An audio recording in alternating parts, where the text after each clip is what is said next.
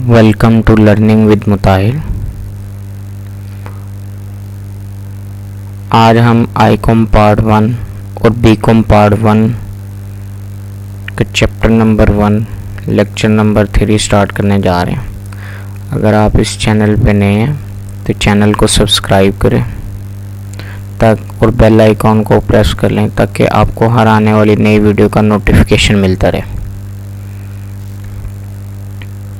अच्छा, next lecture start करने से पहले हम लोग पिछले जो 2 लेक्चर्स में डिस्कशन हुई है उसको एक दफ़ा सम अप कर लेते हैं। सबसे पहले हमने पढ़ा था जी बिज़नेस क्या, कोई भी लीगल एक्टिविटी जिसका पर्पस क्या होगा प्रॉफिट मेकिंग, उसे हम बिज़नेस का नाम देंगे।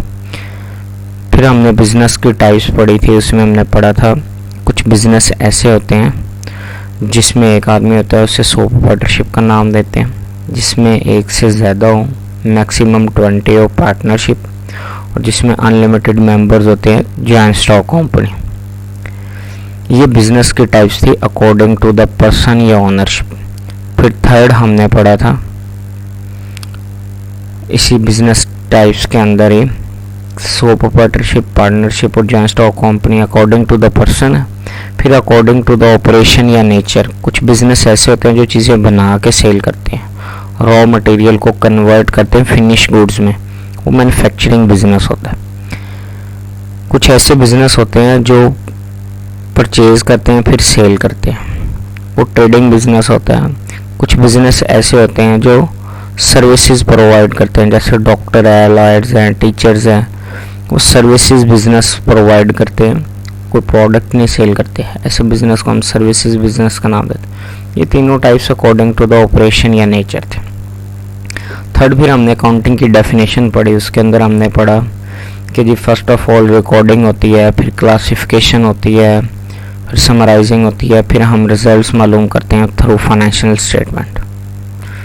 फिर हमने अकाउंटिंग साइकिल पढ़ा था कि जी फर्स्ट ऑफ ऑल जर्नल में हम रिकॉर्ड करते हैं, फिर लेजर, फिर ट्रायल बैलेंस, फिर फाइनेंशियल स्टेटमेंट, और ये साइकिल चलता रहता है जब तक बिजनेस एग्जिस्ट करेगा। और इस पूरे साइकिल को कंप्लीट होने का जो टाइम पीरियड था वो हमने पढ़ा था नॉर्मली 1 ईयर होता है। फिर हमने पढ़ा ट्रांजैक्शन क्या होता है, जो बिजनेस की डीलिंग होती है ओनर के साथ या अदर देन ओनर, बिटवीन 2 और मोर पर्सन। फिर हमने इसमें पढ़ा था कैश ट्रांजैक्शन है, क्रेडिट ट्रांजैक्शन है। अगर payment at the same time हो जाए तो कैश ट्रांजैक्शन है, इन फ्यूचर पेमेंट होनी है, इन फ्यूचर रिसीट या पेमेंट होनी है, उसे हम क्रेडिट ट्रांजैक्शन। प्रोप्राइटर पढ़ा था कि जो ओनर होता है बिजनेस का, जो बिजनेस में पैसा इन्वेस्ट करता है, और जो ओनर बिजनेस में पैसा इन्वेस्ट करता है उसको हम नाम दे देते हैं कैपिटल का। ओनर की तरफ से इन्वेस्टमेंट कैश की शेप में भी हो सकती है, गुड्स की शेप में भी हो सकती है। जो ओनर अपनी पर्सनल इन्वेस्टमेंट बिजनेस में इन्वेस्ट करेगा उसे हम क्या नाम देंगे, कैपिटल। और अगर बिजनेस से ओनर पर्सनल यूज़ के लिए विड्रॉ कर लेगा कैश या गुड्स, उसे हमने पढ़ा था ड्राइंग। फिर हमने सेपरेट एंटिटी या बिजनेस एंटिटी कॉन्सेप्ट पढ़ा था। सेपरेट या बिजनेस एंटिटी कॉन्सेप्ट क्या कहता है कि ओनर सेपरेट है, बिजनेस सेपरेट है। ओनर और बिजनेस को हमने सेपरेट कंसीडर करना है। अगर ओनर की तरफ से कोई इन्वेस्टमेंट आएगी उसका रिकॉर्ड करना है, और अगर ओनर की तरफ से बिजनेस से कोई विड्रॉ होगा तो उसका रिकॉर्ड करना है। फिर हमने पढ़ा था गुड्स, मर्चेंडाइज या purchases, those things which are purchase in the business for resale purpose. जो चीज़ें हम कारोबार में इस मकसद के लिए लेके आए हैं आगे उनको सेल करना है, उसे हम गुड्स, मर्चेंडाइज, परचेजेस का नाम देंगे। इसमें हमने पढ़ा था भाई कपड़े वाला बिजनेस अगर कपड़ा ही खरीदेगा तो वो उसकी गुड्स और मर्चेंडाइज या परचेज। अगर कपड़े वाले बिजनेस ने फर्नीचर खरीद लिया तो वो उसकी परचेजेस नहीं कहलाएंगे, ठीक है। अगर तो payment at the same time हो गया तो उसे हम कैश परचेज का नाम देंगे। अगर पेमेंट इन फ्यूचर होनी है तो उसे हम क्या नाम दे देंगे, क्रेडिट परचेज का। आज की क्लास हम नेक्स्ट स्टार्ट करते हैं जी। जो हम टर्म्स एंड कॉन्सेप्ट पढ़ रहे थे उसमें 14 नंबर पे हमारे पास टर्म्स एंड कॉन्सेप्ट में है जी परचेजेज रिटर्न, रिटर्न आउटवर्ड या रिटर्न टू सप्लायर। सप्लायर किसे कहते हैं ये समझ लें पहले, जिससे हम सामान मंगवा रहे हैं। सप्लायर किसे कहते हैं जी? जिससे हम सामान मंगवा रहे हैं। जो चीज़ें इस मकसद के लिए ख़रीदी थी आगे उनको क्या करना है? सेल आउट करना है, उसे हम परचेजेस का नाम देते थे। लेकिन जो चीज़ें हमने ख़रीदी थी वो किसी भी रीज़न्स की वजह से सप्लायर को वापस कर दी जाए। Goods return to the supplier due to any reason. जो चीज़ें हमने कारोबार में ख़रीदी थी इस मकसद के लिए उनको सेल करना है, लेकिन उनमें से कुछ चीज़ें सप्लायर को वापस कर दी जाए। Goods are return to the supplier due to any reasons. वो रीज़न क्या हो सकती है? और मे बी जो चीज़ें आपने परचेज की हैं, जब वो आपके पास रिसीव हुई हैं उसमें से कुछ चीज़ें ख़राब है, या जो आपको सैंपल दिखाया गया था कि भाई इस तरह की चीज़ें हैं, जब आपको रिसीव हुई वो उसके अकॉर्डिंग ही नहीं है, या ऐसे हुआ कि भाई जो चीज़ें आपको रिसीव हुई हैं वो रास्ते में टूट गई हैं, डैमेज है, या जो आपने ऑर्डर दिया था कि भाई मेरे पास 100 यूनिट आपने भेजने हैं, उसने 150 यूनिट भेज दिए, तो 50 जो यूनिट एक्स्ट्रा रिसीव हुए हैं उसको रिटर्न कर देंगे। सिंपल इज दैट, जो गुड्स हमने परचेज की थी उनमें से कोई भी गुड्स वापस कर दी जाएं किसी भी रीजंस की वजह से सप्लायर को, उसे हम परचेजेस रिटर्न या रिटर्न आउटवर्ड या रिटर्न टू सप्लायर का नाम देंगे। Goods are return to supplier due to any reason.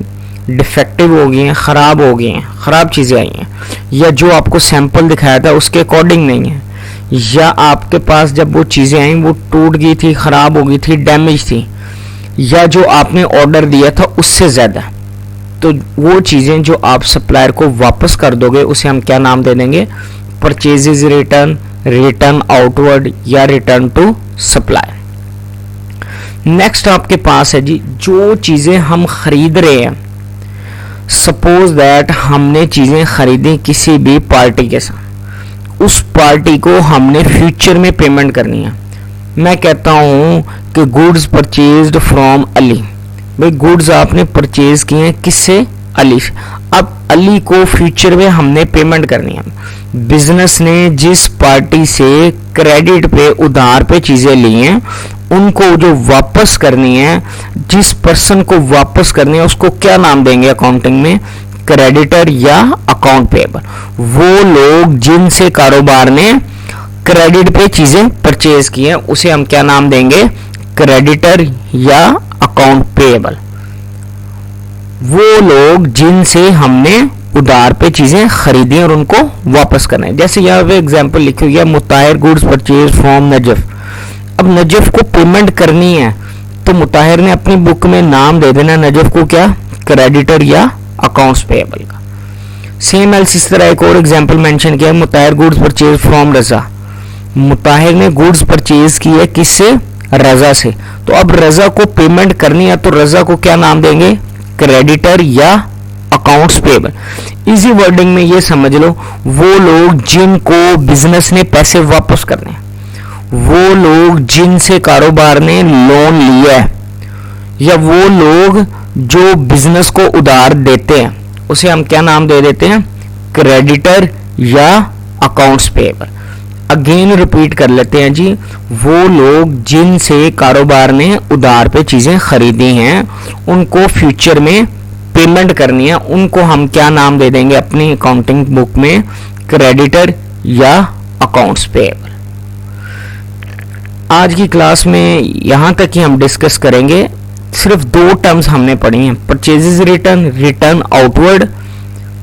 ठीक है, वो चीजें जो हमने इस मकसद के लिए खरीदी थी कि आगे उनको सेल करना है, लेकिन उनमें से कुछ चीजें हम वापस कर देते हैं सप्लायर को, उसे हम क्या नाम दे देते हैं? परचेजेस रिटर्न या रिटर्न आउट, और क्रेडिटर या अकाउंट्स पेएबल। चैनल को लाजमी बेटा सब्सक्राइब करें, लाइक के बटन को प्रेस करें, मैक्सिमम कमेंट करें। अगर कोई क्वेश्चन है जितने स्टूडेंट के साथ हो सकता है शेयर करें। कोई भी आप लोगों का क्वेश्चन है तो मेरे व्हाट्सएप वाले नंबर पे कांटेक्ट कर सकते हैं आप लोग। आईकॉम पार्ट 1, बीकॉम पार्ट 1, इसी तरह आईकॉम पार्ट 2, बीकॉम पार्ट 2, या वर्चुअल यूनिवर्सिटी, किसी भी अल्लामा इकबाल ओपन यूनिवर्सिटी या किसी भी यूनिवर्सिटी के कोई अकाउंटिंग, फाइनेंस और मैनेजमेंट के सब्जेक्ट्स का कोई भी क्वेश्चन हो, आप बेटा मेरे नंबर पे कांटेक्ट कर सकते हैं।